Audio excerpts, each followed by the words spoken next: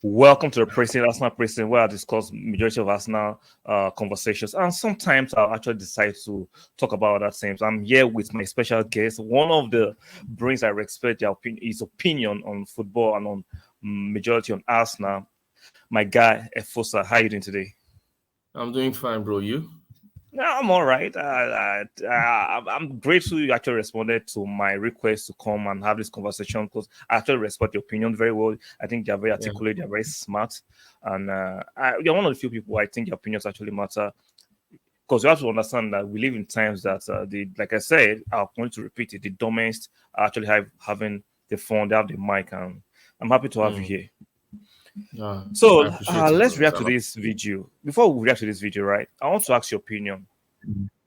Odegaard, Rice, and Harvard versus Xhaka, Partey, and Odegaard. Have we gone weaker? Bro, realistically, right? Yeah, When Arsenal fans 2 seasons ago were calling for Xhaka to leave and all that, last season Xhaka played in an advanced role. The only thing that you would look and say Xhaka had over Havertz was the fact that Xhaka had played more as a deeper central midfielder.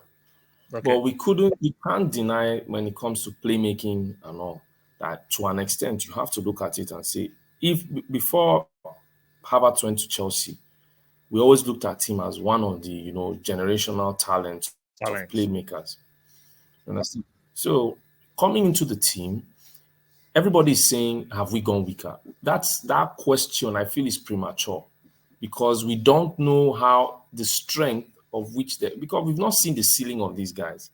Havertz is Sure, coming from Chelsea where they didn't play a system. It was always a way of packing the boss, counter with two. I always used to say it. Mourinho's football with a touch of panache and one sure, touch passing. So now he has come to a place where you have to be more on the front foot. And this position, he hasn't occupied it much in his Chelsea career. sure. Remember when he started playing in this particular position was when Lukaku had a falling out with Chelsea. So they needed Yes, someone to fill in as a striker, and Havertz went to the striking position. So he has been there for about 2 seasons now. So now that he's coming, we are playing a systemic style of play. So now that we're playing that particular way, he has to adapt. Rice has never done this kind of football. Rice has always been on the back foot. Even at England, when they win, it's not as if you press like Manchester City, where you're always on the no. opponent's throat. So we have to know that these things are new. Okay, let's play this video. I want to have your opinion for I actually lay my opinion on this. Guys, do not forget, make sure you like the video, subscribe, and make sure your notification bells are turned on. So let's watch this together. Strong. They've got a 17-year-old in midfield. Yep. They've got a 40-year-old in goal. You know what I'm saying? Rashford's coming on. I don't, for me, I'm going to be totally honest. I don't like to single out individual players, but whatever he's trying to do with this Havertz, Odegaard, Rice midfield, it ain't working. Right? I know. Is it too early to say that? No, I'm saying it. Is it really? I'm saying it. I'm sorry, I'm saying it. Even before it happened, I didn't think it was going to work. Listen, we know Pep Guardiola's the blueprint for everything in. Let's pause there. How can you say you're sure it's not going to work? To come from someone who actually attempted to be a footballer, you would think you have some empathy about these players. How can you boldly say something that has not been tried and tested before, that is very new, you're so sure it's going to work? Is that not an agenda? Or am I tripping? Bro, this is what happens, right? When you don't like a player. Yeah. Remember, I told you my friend is a Manchester United fan said something. He said, when you don't like a player, even when the player is doing something well, you look for something negative. Sure. Right? We are saying Rice, Havertz, and Odegaard. Even if they didn't play Havertz yesterday, right, and they put someone else, it still wouldn't have made a difference. Sure. That's what we are getting. That's what we are getting wrong. Who would you have put that would have made a difference? Would you say Trossard?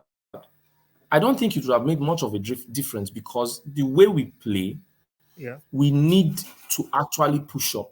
If you observe, there were some moments where Rice was too deep or wasn't pushing, No, I said Sometimes when during midfield, yesterday's stream that this is not yeah, West Ham. This is Arsenal. And it should take some exactly. time for new players to adapt, no matter your quality. Bro, Let's use the case of Rodri. It took 1 yeah, year for Rod to adapt to Manchester City. And he's arguably the best defensive midfielder in the world. So I don't understand why Arsenal players are actually pushing the insult, the agenda. Like they're looking for something to scapegoat. That is like they want to be negative. bro, you have to understand, right? These people, I told you something. I said the reason why most of these people are listened to is because they live in the United Kingdom. If they were not living in the United Kingdom, they wouldn't have YouTube channels, right? So we can say Partially to an true. I think extent partially true. Yeah. they are spoilt because of the opportunities that are given to them. Now, so they make you feel as if they are more of Arsenal fans than people all over the And other world. people. Yeah. Yeah. So this is the thing. Ask yourself, a logical person that has coached for years will ask you, how many times have these players coached and trained together? Maybe a few How many training trainings? sessions. Maybe a few training sessions. Do you remember when Guardiola was telling us Arteta would come good? Arteta would come good. Arteta would come good. He sounded like a broken record. Or it sounded like season, he was just being cynical because you understand, coaches because union, it's his managers friend. union, Was managers exactly. union, no, don't support So each other. anybody from outside will look and say, "Oh, because he was your assistant." He always Sure. used to harp on the guy I know and say, "This guy is good. This guy is good." Now we saw last season because we didn't have the squad depth. My problem is what Arsenal fans don't understand is Arteta has already looked at everything. The worst that could happen with Havertz is he gets the Havertz of Bayern Leverkusen back. Sure. And that Havertz starts playing. Okay, let me pause you there. Yeah. Now let's look at Havertz and the departed Xhaka. Yeah. Who is the better player? It's Havertz. Who is the quicker player? Havertz is quicker. Who is the smarter player? With all due respect to the abilities and the mental ability of Xhaka, who is the smarter player on the pitch, footballing wise? Footballing wise, well, I'd say I'll still give it to Havertz. I think I'll still so. give it to Havertz. So who has a better final Like pass? if I look at the better final pass, obviously is Havertz. So Havertz why Arsenal fans against Havertz? Maybe I understand the Chelsea experience was not the best. But yes, he's 24. He's 24. They were looking at it. Oh, he's lethargic, bro. When he was coming from, did you watch him yesterday to see? There were moments when Havertz, the way they spoke about Havertz to me was like Havertz doesn't want to do anything. Yeah, which is a lie. When Havertz, there were moments when Havertz was actually getting in positions to defend and actually protect the back line. So we were seeing these things, and this is what that baffles me. This is an experiment this guy is trying out. When will he have the luxury to try this experiment? Not even I told you yesterday when Arteta finished 5th that season. Do you remember we didn't have a preseason? Sure. We lost our first 3 games. Then they had to do a preseason during the international break by having playing few behind closed doors. Exactly. After that particular experiment, we now had the situation where people started gelling together. Last season they had preseason, right? When they had the preseason, it was not difficult for players like Jesus and Zinchenko understood the system. So when they came, they knew. Because it came from similar system. Exactly. See, Zinchenko came in and Zinchenko just like adapted to a duck on water. Jesus, the same thing. And yesterday, we also have to understand, if we had let's assume now, if we had a different midfield, let's say a Partey, Odegaard, and Trossard, it would have been totally different because these guys know how to play in that particular play together. System. Exactly. Yeah. So it's not like very difficult. When Trossard came to Arsenal, why was he playing in some particular games? Why was Arteta put in? Because Brighton plays a similar pass and move system, understanding of channels and space. That was what he wanted him to do on the wings. Now, because Now, this was the thing I thought. If the only way we could look at that the signing and say, okay, fine, we would have bought a midfielder that would have, that I felt a quality midfielder that would come in and adapt easily, is if we had gone to sign this Real Sociedad midfielder, Martin Zubimendi, because he plays for the we'll play Spanish that team. kind of- Yes, Exactly. he knows the role. It's already in their way of playing. So he's not going to feel out of sorts when playing in that particular system. Yesterday, we watched the game. There was a moment I told you, I said I liked the patience Arsenal showed. Do you remember one of the moments when Man U were pressing, we just calmed the game down. We started Calm passing, down. we After that passed them tempo, out. yeah.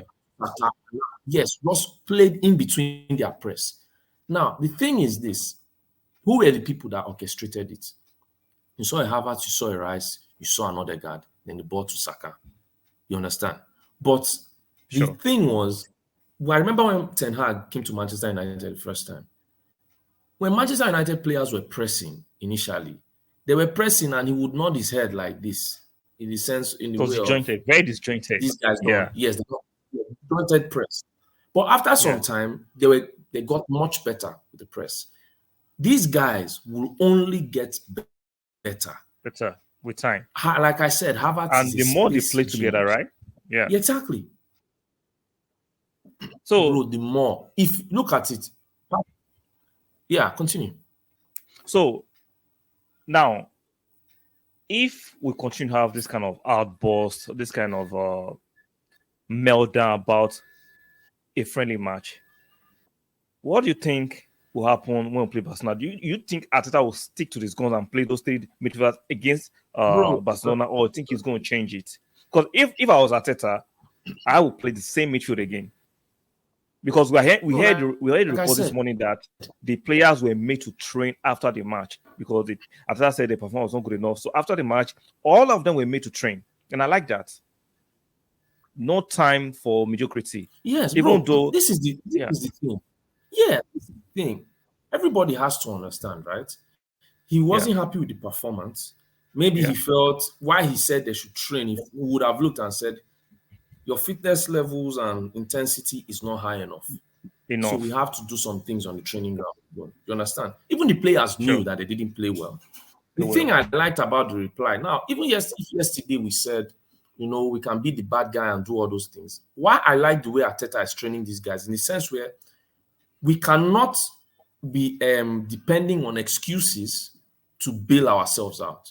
Rather, you must learn responsibility, whether the hard way. Sure. You must learn it the hard way. So if they played us like that, he's making them understand the reason you people played us like that is because you allowed it, not because you're poor players. You understand? So now it's a situation where everybody knows, okay, fine. And I'm telling you, with that thing that happened yesterday, when we play Manchester United again, you will see in a game that matters, during the Premier League that matters. Bro, this is the reason why Arsenal fans are just being cynical, is because the AFTV narrative, they had already made noise. They had hyped the match beyond the skies as one game where no friendly and all that, and they lost. I did the same thing. I did the same thing, and I took egg on my face. It happens. I took egg on my face. Okay, it happens. When do you want to have a reality check?